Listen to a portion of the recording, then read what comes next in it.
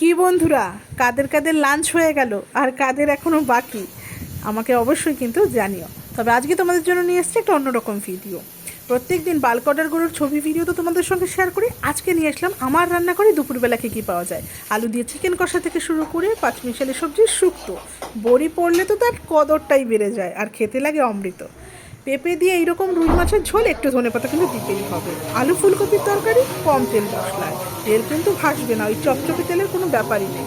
আমার রান্নাঘরে পাবে নানান রকম খাবার, সেটা কাতলা থেকে শুরু করে শিম দিয়ে ট্যাংরা, এছাড়া হতে পারে জম্পেশ করে কাতলা কষা। কি বলছো, তোমার কোনটা পছন্দ? শীতকালের সবুজ শিম আর বড়ি দিয়ে আর মাছের এই ঝোলটা, যার মধ্যে শেষে ধনেপাতা পড়েছে, জাস্ট গরম ভাতে অসাধারণ একটা আইটেম। গরমকাল পড়লেই চলে আসবে কিন্তু কচি কচি পটল, আর কচি পটল দিয়ে এই পাতলা আলু পটলের তরকারিটা, উফ, জাস্ট দুপুরবেলা অসাধারণ। একটু ডাল আলু ভাজার এই তরকারিটা, আর কিচ্ছু লাগবে না। তবে এবার দেখে নাও আমার দুপুরের রান্নাগুলো খেয়ে কাস্টমারদের রিয়াকশানটা, মানে কাস্টমারদের ফিডব্যাকটা ভালো করে পড়ো কিন্তু।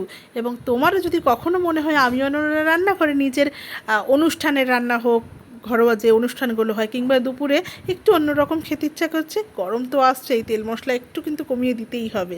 সেটা নিজে রান্না করো কিংবা আমার কাছে অর্ডার করো। আর শরীরকে ভালো রাখতে গেলে অবশ্যই খেতে হবে কোয়ালিটি টেস্টি ফুড, একদম নিশ্চিন্তে। যেটা কিন্তু তোমরা পারো আমার রান্নাঘর থেকে অর্ডার করলে। তাহলে ঝটপট করে জাস্ট অর্ডার প্রেস করে, আর অবশ্যই ফেসবুক পেজটা ফলো করে ফিডব্যাক দেখে নিও।